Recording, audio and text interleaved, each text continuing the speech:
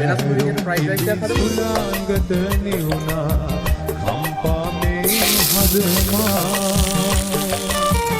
අන්දාරම් වෙහි ඇතින්නවා මුහුදේ ජල කලඹා අසරණයෝ මාගේ දෙවියනි කොදිනෙදු මගේ රැක දේවා අසරණ මා තනිවේ මා